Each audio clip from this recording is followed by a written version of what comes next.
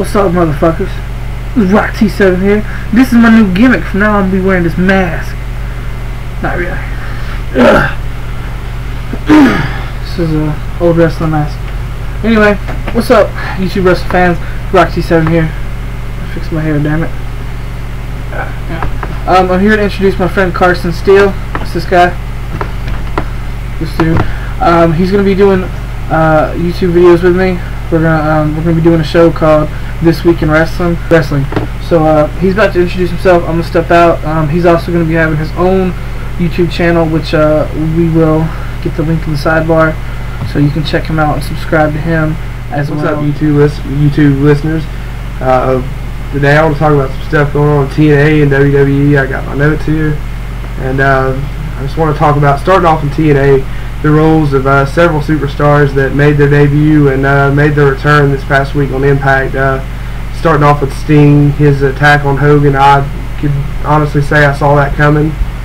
On Hogan, I really feel like they're going to do a storyline really soon, and they'll eventually meet in the ring, and it'll be interesting to see what goes on because of Sting in it, not because of Hogan, because to be honest with you, I really don't care for Hogan. And the next guy is RVD, who handed Sting probably the quickest defeat in his career, and I thought that was pretty cool. He jumped in and kicked Sting in the head and hit the Rolling Thunder on him and pinned him really quick, but he got beat later on. So, and next is Jeff Hardy. I want to talk about him. He made his return. You didn't see a whole bunch of him. His second appearance since January 4th. It was pretty cool. He come in and beat up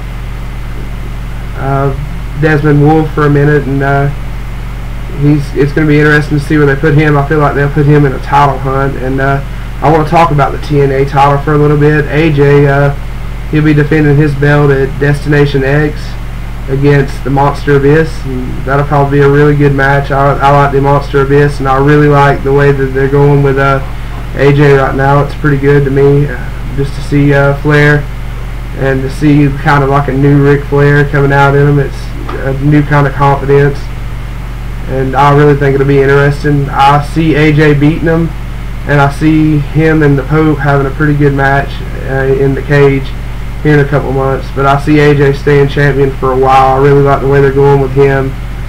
Next I want to talk about the band.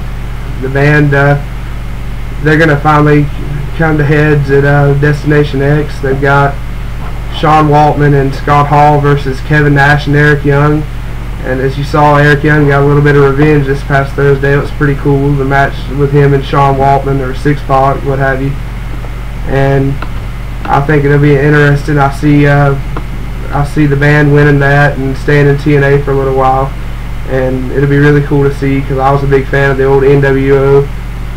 And next I want to talk about the X division. Some really cool stuff happening there with the return of Shannon Moore and Kaz, who I have a lot of respect for. I really like to see Kaz, and they had a really good triple threat match this past week on Impact. I liked it, and there's some really good wrestling moves in there, and I think it'll be interesting to see what transpires with Shannon Moore thrown in the mix and a couple of the others in there, such as Christopher Daniels, who's a really good wrestler in his own right. Next I want to talk about Jeff Jarrett, the role that he's playing in TNA right now, which is not a very big one, and I really don't see where that's going except for him and Bischoff coming to a head. Jarrett's been screwed pretty good in the past couple of weeks. He's been beat down in the bathroom, and that handicap match was something else. It was pretty stupid in my opinion, but I really don't see where they're going with the King of the Mountain, but I got a feeling we'll find out pretty shortly here. And next I want to talk about Hogan and Abyss. Like I said, Hogan I've never been a really big fan of. As far as a wrestler, I like to watch a lot of wrestlers like Kurt and a couple others like that, and that can really wrestle, and Hogan's really never been that guy in my opinion. And but to see where him and Abyss are actually going with their little partnership, and to see where that takes them in the next couple of months, even after this the next pay-per-view, is going to be kind of interesting to see. And as far as TNA's direction goes, if they can keep it up like they did this past Monday, then I think that they might stand a chance. But history's shown that TNA lets people down a bunch, and I mean, it's sad to see, because I like a lot of guys in there like AJ, and I think they've all got bright futures, but I just think it'd be a shame to see it go to waste because of sucky management, you know. But moving on from TNA to WWE, some interesting stuff happened this week. First of all, I'd like to talk about what started Raw this past week. Shawn and The Undertaker, their little promo they cut on each other, which was really interesting. It was one of the longer promos that you'll see in wrestling, and I thought it was really good.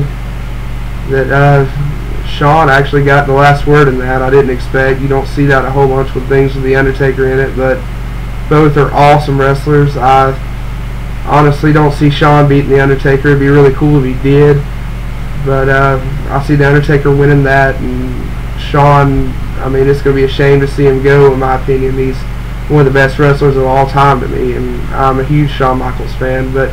And the reason I say that is that I picked up the new DVD, the Shawn Michaels DVD, and I mean, it was good. It covered stuff from the beginning of his career, had some really good matches in it. I suggest you pick it up, and you'll enjoy it. But at the end, he talks a lot about leaving wrestling to spend time with his family and stuff, so that gives me good reason to believe that his days as full-time in the WWE are coming to an end, and what better way to end it than at WrestleMania, which is kind of ironic the way he put Flair out a couple of years ago.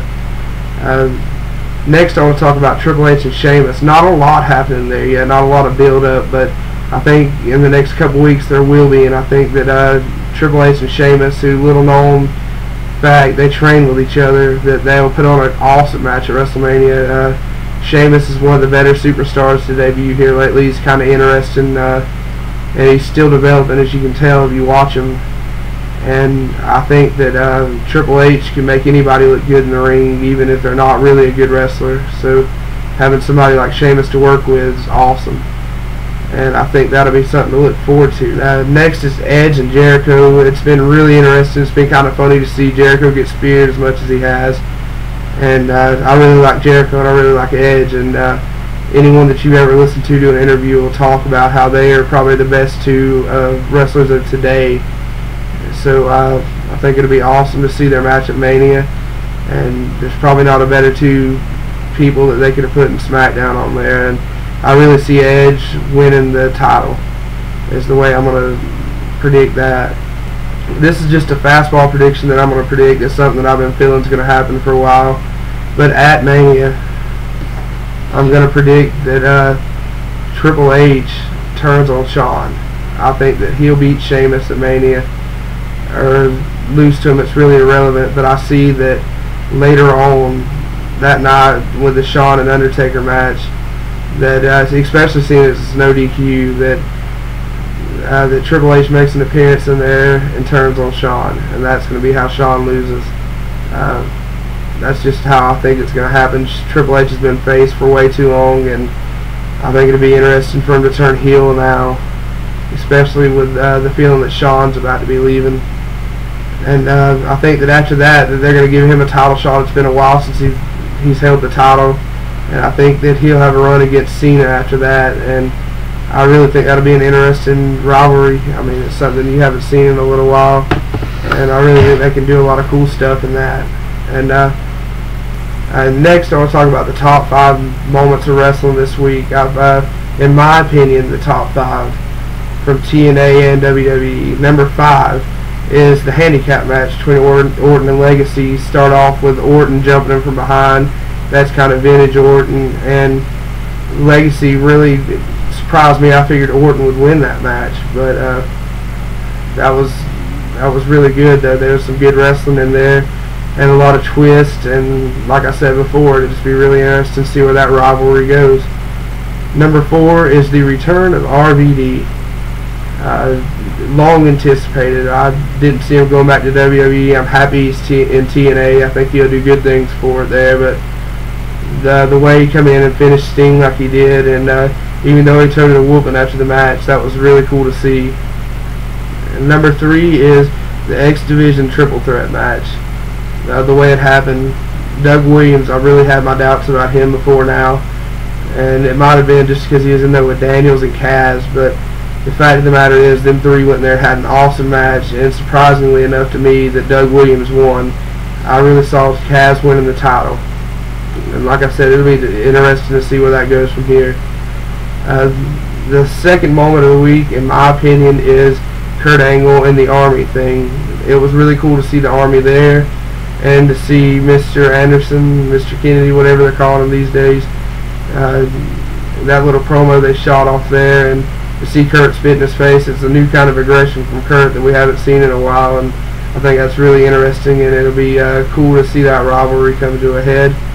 But the number one moment, in my opinion, this week was the promo between Shawn and The Undertaker. I thought, like I said before, that's one of the best promos I've seen in a while, and there's been a lot of good build-up to this match. But that's all I got for this week. Next Friday I'll be putting up another video. You can subscribe, and thanks to Roxy7 for setting me up, and I will see y'all next week.